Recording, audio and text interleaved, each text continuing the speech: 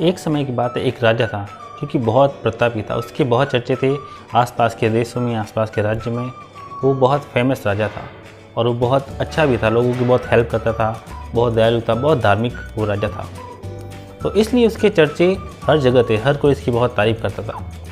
तो एक बार एक विदेशी आदमी जो उस राज्य से गुजर रहा था, उसने भी उस राजा के बारे में बहुत चर्चे सुन रखे थे कि ये राजा बहुत अच्छा है, बहुत हेल्प करता है।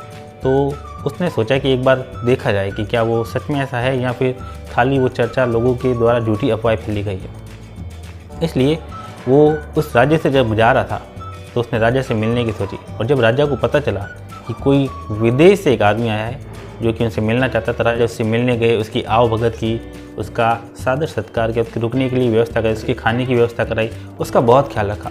और इस मेहमान नवाजी से वो विदेशी बहुत खुश हो गया। उसको समझ आ गया कि जो उसके बारे में चर्चाएं चल रही है वो एकदम सच है, राजा सच में बहुत अच्छा है। और जब वो जाने लगा तो राजा के इस बर्ताव से बहुत खुश हो गए। उसने एक राजा को एक पत्थर दिया कि बहुत ज़्यादा कीमती था। उसने राजा को ये पत्थर दिया और बोला कि ये बहुत कीमती और बहुत ज़्यादा दुर्लभ है और मैं आपको ये भेंट स्वरूप देना चाहता हूँ। राजा ने भी वो पत्थर भेंट स्वरूप, सम्मान स्वरूप ले लिया और उस विदेशी नागरिक को वहाँ से जाने के लिए जो भी सुविधाएं चाहिए थी उन सुविधाओं की उसकी व्यवस्था करवा दी और उसको वहाँ से भिजवा दिया। उसके जाने के बाद राजा ने उस पत्थर को लिया और अपने महामंत्री को दिया और बोला कि इस पत्थर से मैं एक विष्णु भगवान की मूर्ति बनवाना चाहता हूँ और अपने जो राज्य है उसके बीच में, उस मंदिर में उसको स्थापित करना चाहता हूँ। तो महामंत्री, ये तुम्हारा काम है, इस पत्थर से तुम विष्णु भगवान की मूर्ति बनवाओ किसी मूर्तिकार से और 7 दिन के अंदर मुझे ला के दो।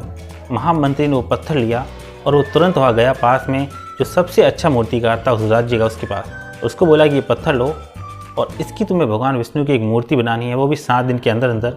7 दिन की अगर ये मूर्ति तुम अगर मुझे बना के देते हो तुम्हें 50 स्वर्ण की मुद्राएं भेंट की जाएगी राजा की ओर से। पत्थर मिलने के बाद 50 मुद्राओं के सुन के उस मूर्तिकार को बहुत ज़्यादा खुशी हुई। उसने सोचा ये तो मेरा रोज़ का काम है, मैं आराम से ये मूर्ति बना दूंगा और 50 मुद्राएं मेरे नाम की मैं कर लूँगा। लेकिन जब उस कीमती पत्थर से वो मूर्ति बनाने के लिए उस पर हथौड़े से वार करने लगा तो उसको पता चला कि ये बहुत ही दुर्लभ, बहुत ही मजबूत पत्थर है जो तोड़ना बहुत मुश्किल है। इसलिए उसने एक के बाद एक उस पत्थर पर हथौड़े से वो वार करता गया और उसको तोड़ने की कोशिश करता गया।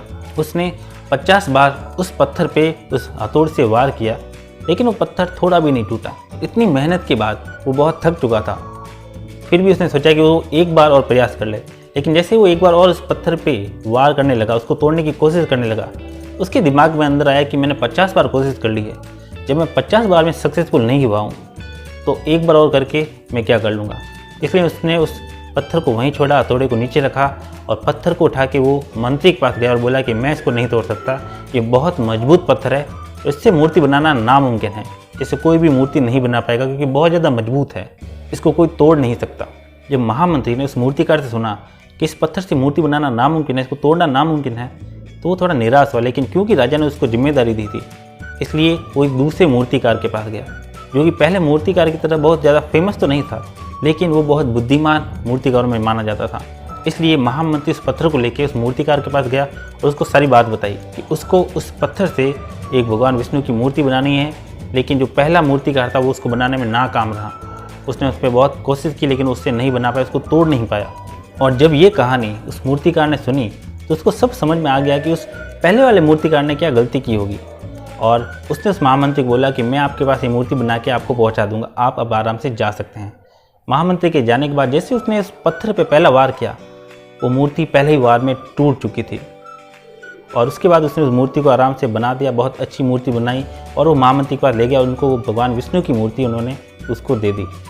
तब महामंत्री ने बहुत आश्चर्य से पूछा कि तुमने आखिर ये मूर्ति कैसे बनाई, तुमने आखिर ये पत्थर कैसे तोड़ा।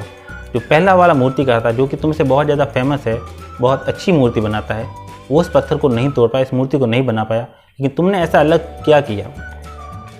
तब उस मूर्तिकार ने बोला कि मैंने कुछ भी अलग नहीं किया, मैंने जब पहला बार इस पत्थर पे गया तभी ये पत्थर टूट चुका था। पहले वाले मूर्तिकार ने एक गलती की कि वो हार मान चुका था।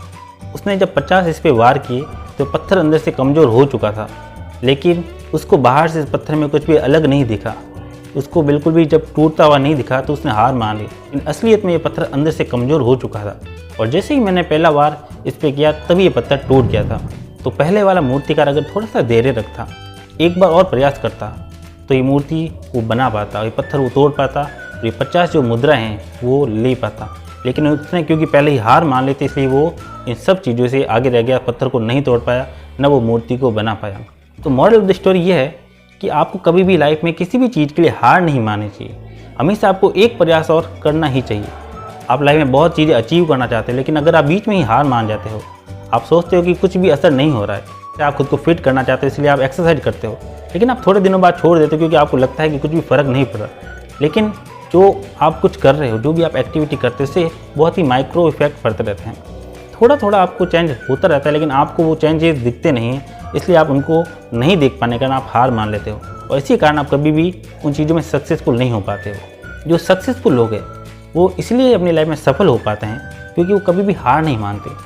अगर वो कोई चीज़ कर रहे हैं तो उनको पता है कि उनको असफलता हाथ में लगेगी, उनको पहले जो भी उनका रिजल्ट दिखना चाहिए वो नहीं दिखेगा, लेकिन वो करते रहते हैं उस चीज़ को, वो उसमें लगे रहते हैं। उनको असफलता मिलती है, उनको रिजल्ट नहीं दिखते, फिर भी वो उस पर लगे रहते हैं और एक के बाद एक और प्रयास करते जाते हैं। और जब आप एक के बाद एक प्रयास करते जाओगे तो ऐसा एक प्रयास जरूर आएगा, आपको पुराने सारे प्रयासों का जो भी रिजल्ट है वो आपको उसमें मिल जाएगा। इसलिए कभी भी आपको हार नहीं माननी चाहिए। आपको लाइफ में हर काम के लिए जब भी आपको लगे उसमें कुछ रिजल्ट नहीं मिल रहा है, आप हार मानने वाले हो, आपको एक और प्रयास उसमें करना चाहिए। वो एक और प्रयास ही आपको उस चीज़ में हमेशा सफलता दिलाएगा। तो अपनी लाइफ में कभी भी हार मत मानिए और कोशिश करते रहिए। तो आई होप आपको इस कहानी से बहुत कुछ सीखने को मिला होगा, आपको समझ आया होगा कि आपको लाइफ में हमेशा प्रयास करते रहना चाहिए, कभी भी हार नहीं मानना चाहिए। आपके अंदर पेशेंस होना चाहिए, आपके अंदर नेवर गिव अप का एटीट्यूड होना चाहिए, तभी आप लाइफ में सक्सेसफुल हो सकते हो। तो आपको इस कहानी से क्या अच्छा लगा है, क्या आपको सीख मिली है, क्या आपकी लर्निंग्स है और आप क्या अपनी लाइफ में इम्प्लीमेंट कर सकते हो, आप कमेंट करके बता सकते हो। अगर इसके अलावा कुछ इम्प्रूवमेंट है, कोई फीडबैक है, आप वो भी अपने कमेंट में शेयर कर सकते हो। मिलते हैं आपसे अगले लर्निंग वीडियो में। टिल टाइम घर पर रहिए, सेफ रहिए, बाय बाय।